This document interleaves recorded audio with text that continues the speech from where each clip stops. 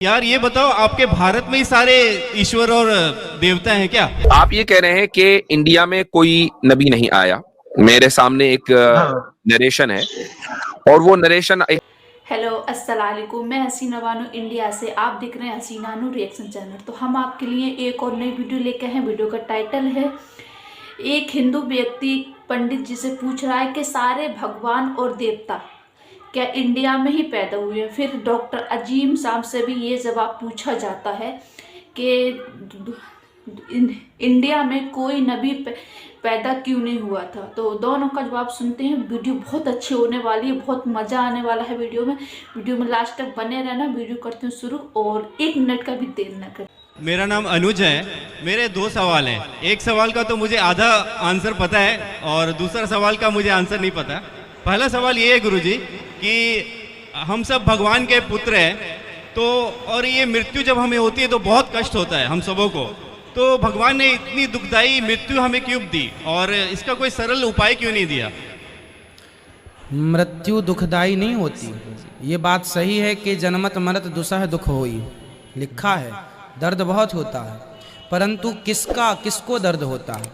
भाई जो संसार से ज़्यादा अटैच है, जो संसार से ज़्यादा जुड़ा है, उसकी मृत्यु में उसे दर्द पीड़ा ज़्यादा होती है। पर जो भगवान से जुड़े भक्त हैं उनकी मृत्यु यूं चुटकियों में हो जाती है, उन्हें दर्द नहीं होता ज़्यादा, पीड़ा नहीं होती ज़्यादा। तो मृत्यु सांसारिक लोगों की बड़ी दर्दनाक होती है। तो कोशिश ये करें कि हमारा मन भगवान में लगे। और मृत्यु एक अटल सत्य है, कैसे भी मरना हो मरना तो पड़ेगा। दर्दनाक की बात रही तो वो दर्द इसलिए मिलता है कि माँ जब गाल में आपके थप्पड़ मारती है ना तो दर्द बहुत होता है। लेकिन वो दर्द का मतलब माँ आपसे दुश्मनी रखती है या आपका नुकसान चाहती है, इसलिए माँ थप्पड़ नहीं मारती। माँ यदि गाल में एक चांटा मारती है ना तो उसमें भी बच्चे का हित होता है। भगवान दर्द इसलिए देते हैं कि बेटा देख इतना दर्द होता है, तो ऐसे कर्म करके अब इस चक्कर में ना आना पड़ा, मेरी शरण में रहे, इसलिए दर्द देते हैं, इसलिए थप्पड़। दूसरा सवाल थोड़ा सा अलग है। एक्चुअली मेरी कोरिया की एक फ्रेंड है, साउथ कोरिया की, और उसका कहना है कि यार ये बताओ, आपके भारत में ही सारे ईश्वर और देवता हैं क्या? हमारे मतलब उसका कहना है कि हमारा जो भारत है 2.5% पूरे वर्ल्ड में कवर करता है। तो ऐसा क्यों कि सिर्फ भारत में ही बोले जाते कि इतने करोड़ों मंदिर हैं और करोड़ों देवता हैं, तो हमारा क्या? भगवान की व्यापकता तो सब जगह, हरि व्यापक सर्वत्र समाना। चाहे अमेरिका हो, लंदन हो, जापान हो, पेरिस हो, कहीं हो, जर्मनी हो, इटली हो, कहीं हो, भगवान सब जगह है। और भगवान का भक्त जो जहाँ से पुकारेगा भगवान वहाँ है। पर एक बात देखिएगा कि क्या केसर की खेती हर जगह हो सकती है? जी नहीं। केसर के लिए अनुकूलता, वहाँ की मिट्टी, वहाँ का जलवायु, वहाँ की सब चीज़ें अनुकूल चाहिए। केसर हर जगह नहीं हो सकती। उसी प्रकार भगवान का अवतार वहीं होता है जहाँ भक्तों की अनुकूलता उन्हें प्राप्त होती है, वहाँ अवतार लेते हैं। हर देश को देश कहा जाता है। एक भारत को ही माँ कहा जाता है, भारत माता। माँ क्यों कहा जाता है? क्योंकि जहाँ माँ होगी वहीं तो राम और कृष्ण जैसा बेटा होगा। आप ये कह रहे हैं कि इंडिया में कोई नबी नहीं आया। मेरे सामने एक नरेशन है और वो नरेशन एक मशहूर, हमारे यहाँ हदीस की किताब है, उसका नाम है मुसन्नफ अब्दुल रज़्ज़ाक़। उसमें हजरत अली रजी अल्लाह अन्हु का ये कौल है कि दो वादियां, 2 वैलीज जो हैं वो सबसे बेहतर वैलीज हैं। पहली वैली जो है वो तो मक्का है, जहां हम लोग इबादत के लिए जाते हैं, वो हमारा किबला है। और दूसरी बात उन्होंने कही वह वादिन फिल हिंद, और एक वैली है इंडिया में कि जहां आदम अलैहिस्सलातु वस्सलाम आए। तो भैया हमारे यहाँ जो प्रॉफिट्स की ट्री है उसमें जो पहले प्रॉफिट है वही इंडिया में आए हैं। अब आप ये कैसे कह सकते हैं कि सारे प्रॉफिट जो है वो मिडिल ईस्ट में आ गए? पहले ही इंडिया में है। आप म्यूट पर हैं। ये तो आपका क्लेम हो गया ना सर? क्लेम नहीं है, मैंने आपको रिवायत बयान कर दी, आपको रेफरेंस दे दिया मैंने मुसन्नफ अब्दुल रज़्ज़ाक़ का।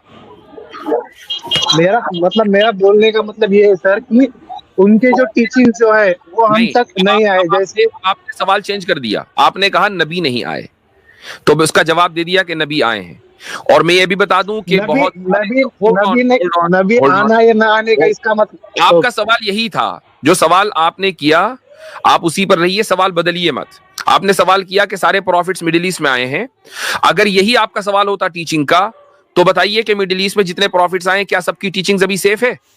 हम तो मानते हैं कि किसी की भी टीचिंग महफूज नहीं है सिवाय रसूल अकरम सल्लल्लाहु अलैहि वसल्लम की तालीमात के। तो फिर आपका वो सवाल क्या अगर टीचिंग से मुताल्लिक है तो वो सवाल भी सही नहीं है, क्योंकि आपने रेफरेंस दिया था मिडिल ईस्ट के प्रॉफिट्स का, और हम मानते हैं कि मिडिल ईस्ट में जितने भी प्रॉफिट्स आए उनमें से किसी भी की भी तालीमात जो है वो जू की तू बाकी नहीं रही हैं। सिर्फ तालीम बाकी रही है किसकी? रसूल अकरम सल्लल्लाहु अलैहि वसल्लम की। इसीलिए हम ईसाइयत को गलत मानते हैं, इसीलिए हम यहूदियत को गलत मानते हैं। तो आपने बात की प्रॉफिट्स आने की, उसका मैंने रेफरेंस दे दिया। प्लस इंडियन हिस्टोरियंस इस बात के जो यानी बहुत सारे हिस्टोरियंस ऐसे हैं जो मुसलमानों में, वो ये साबित करते हैं कि अयोध्या में हजरत शीस अलैहिस्सलातु वस्सलाम का मजार है। हालांकि हम उसको 100% उसको वेरीफाई नहीं कर सकते, उसके लिए उसका कोई तरीका हमारे पास नहीं है, लेकिन बहरहाल ये एक हिस्टोरिकल समझ लीजिए कि क्लेम है। हजरत शीस अलैहिस्सलातु वस्सलाम कौन है? हजरत आदम के पोते हैं। तो भाई अच्छा एक चीज और मैं बता दूं, आप कोई भी क्लेम ही के दर्जे में है। मैं एक समझ लीजिए कि कोई 10 साल पहले गया, मेरा सफर हुआ तमिलनाडु का। तो तमिलनाडु में जहां से वो रास्ता जिसको आप लोग राम सेतु बोलते हैं और मुसलमान उसको बिरज आदम बोलते हैं, तो वहां पर जो मेरा जाना हुआ, वहां पर 2 कब्रें हैं, बड़ी लंबी लंबी कब्रें हैं, वो 60-60 गज की। तो अब ये नहीं पता कि भाई कौन उसके अंदर है, लेकिन बहरहाल लोगों से पूछा भाई किसकी कब्र है, एक ने कहा ये हाबिल की है, ये दूसरी कब्र काबिल की है। तो जिसने मुझे बताया, मैंने उसके मजाकन पूछा कि भाई कातिल और मकतूल दोनों एक ही जगह दफन है, ये क्या बात हुई है कि कहीं और होता दूसरा कहीं और होता। लेकिन पॉइंट ये है कि इंडिया की हिस्ट्री में हजरत आदम अलैहिस्सलातु वस्सलाम का नाजिल होना ये हमारे यहाँ हदीस की किताबों में मिलता है। लिहाजा आपका ये सवाल तो गया खत्म। अब रही ये बात कि तालीम किसकी महफूज है, भाई तालीम अगर महफूज नहीं थी इसीलिए तो अगले नबी आए। आपको अगर आपने ये मान लिया, आप पॉइंट नंबर 1 अगर आप ये मान रहे हैं कि जो कॉन्सेप्ट ऑफ वननेस है वही स्ट्रॉन्गेस्ट कॉन्सेप्ट है, यानी अल्लाह एक है, आप अगर ये मान रहे हैं कि अल्लाह ने अंबिया भेजे हैं, ठीक है, ये भी आपने मान लिया। अब तीसरा पॉइंट ये रह जाता है कि भाई तालीमात किसकी महफूज हैं, तो आप उस नबी को माने जिसकी तालीमात महफूज हैं। तो रसूल अकरम सल्लल्लाहु अलैहि वसल्लम से पहले जितने भी अंबिया हैं उनमें से किसी की तालीमात महफूज नहीं रही। अब जो आखिरी रसूल है उनकी तालीमात महफूज है, आप उनके दीन को कबूल कर लीजिए आपके स्टैंडर्ड के एतबार से। जी सर, मेरा मतलब उसमें और स्पेसिफिक ये क्वेश्चन था कि जैसे प्रॉफिट जीसस है या प्रॉफिट अब्राहम है और प्रॉफिट मोहम्मद है, तो इनके टीचिंग्स का जो डोमिनेंस है वो मिडल ईस्ट में या जो उसका आसपास का जो एरिया है वहां पे दिखता है। पर अगर कोई नबी जो रशिया का रीजन है या चाइना का रीजन है या इधर अपना जापान इंडोनेशिया का ये जो रीजन है, तो इसमें के अच्छा प्रॉफिट जीसस का, चलो थोड़ी देर के लिए मान लिया मैंने, प्रॉफिट जीसस की सुन लीजिए, प्रॉफिट जीसस की आपके एतबार से मिडिल ईस्ट में आए, यरूशलेम में आए, ठीक है, यरूशलेम मिडिल ईस्ट में है, लेकिन उनकी टीचिंग का डोमिनेंस यरूशलेम में ही नहीं है, ठीक है। यरूशलेम में इस वक्त कौन है? यहूदी पावर में है। जो यहूदी हजरत ईसा को नहीं मानते, हजरत ईसा को तो वो दज्जाल मानते हैं। होल्ड ऑन, नहीं, अब आप देखिए, अल्फाज ना बदलें। उनकी टीचिंग का डोमिनेंस का सबसे ज्यादा कहां पर है? यूरोप में और अमेरिका में। अमेरिका प्रोटेस्टेंट है और जो यूरोप है वो उसका एक बड़ा हिस्सा कैथोलिक है। साउथ अमेरिका में जहां हजरत ईसा अलैहिस्सलाम कभी नहीं गए, वहां सबसे ज्यादा कैथोलिक बसते हैं। तो भाई हजरत ईसा आए कहां, डोमिनेंस कहां है? तो ये कौन सा आपका मेयार हुआ? यस सर, मतलब इधर के एरिया में तो नबियों के नाम वगैरह दिखते हैं और इधर का जो एरिया है वहां पे तो मतलब प्रॉफिट का कोई कॉन्सेप्ट ही नहीं दिखता। मुझे बताइए कि अमेरिका के ताल्लुक से किसी नबी का कोई जिक्र है? नहीं है। लेकिन ऐसा नहीं है कि अमेरिका में कोई ना आया होगा, लेकिन इंडिया के ताल्लुक से नबी का जिक्र है, हजरत आदम का जिक्र है। तो आप उसको क्यों नहीं तस्लीम कर रहे? तो बट सर, आपका इस्लाम तो बोल रहा है कि पूरे वर्ल्ड के हर एरिया में आए हैं, तो हाँ, फिर इनका मतलब कोई चाइना में आए या ओ भाई रुक जाइए, इस्लाम ने बिल्कुल बोला है कि दुनिया के हर कौम में अल्लाह ताला ने एक नबी भेजा है। और हमारे यहाँ रिवायतों के अंदर है कि इन अंबिया की तादाद 1 लाख के आसपास है, कोई कहता है 1,24,000 है वगैरह वगैरह, वो लेकिन लाखों में है। अब कुरान जो है वो तारीख की किताब नहीं है कि वो आपको जो है एक एक नबी का नाम बताएगा। ये कोई जो म्यूनिसिपैलिटी के अंदर जो बच्चों का रिकॉर्ड रखा होता है, ये वो किताब नहीं है कि उसमें एक एक नबी का रिकॉर्ड आएगा कि जनाब ये फला तारीख में पैदा हुए, फला इनके माँ बाप थे। सिर्फ ये एक उसूली तौर पर बात बता दी गई कि जहां जहां भी अलग अलग कौमें हैं वहां वहां अल्लाह ने नबी भेजे हैं। ये बात हकीकत है। क्यों कि देवी देवता तो इतना नहीं है, अगर देवी देवता आते तो हर जगह आते देवी देवता, ये जब देवी देवता आएंगे यही इतना क्यों माना दाना होता है, ये बात सही है। और सेम सवाल हमारे एक मौलाना साहब से कहा गया था कि सारे जगह पे पैगंबर आए हैं, पैगंबर पैदा हुए हैं, पर इंडिया में पैगंबर क्यों पैदा हुए हैं? तो ये बात हकीकत है, इंडिया में भी पैगंबर हुए हैं, ऐसी बात नहीं है। उनका नाम नहीं, नाम तो होगा।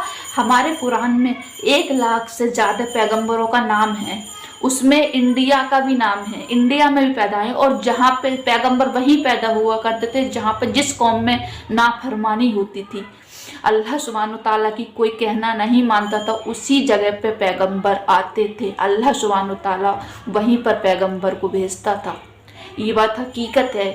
तो आप क्या जानो इस्लाम के बारे में? अगर एक बार इस्लाम के बारे में पढ़ के देखो, इस्लाम में आके देखो, इस्लाम की सच्चाई जान के देखो, तब आपको पता चले कि हमारा इस्लाम कितना प्यारा मजहब है, कितना सुख शांति का मजहब है। कभी किसी को कुछ बुरा नहीं कहता है, सिर्फ एक कहता है अल्लाह सुब्हानो ताला की इबादत करते रहो, 5 वक्त की नमाज पढ़ते रहो और अपनी दिल को शांति पाते रहो। तो आपको ये वीडियो कैसी लगी कमेंट करके बताना और शेयर करना बिल्कुल ना मिलते हैं नेक्स्ट वीडियो में। अल्लाह हाफिज़।